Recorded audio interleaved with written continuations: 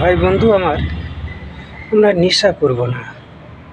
নেশা এমন একটা জিনিস, নেশা থাকলে আমার ভেতরে কোনো এবাদত কবুল করতে দেবে না। নেশা যে করবে তার 40 দিন কোনো এবাদত কবুল হবে না। তাই আমরা বন্ধুগণ, আপনাদের কাছে অনুরোধ, নেশা আমরা ছেড়ে দেব। নেশা কেউ আমাদের ভেতরে রাখবো না।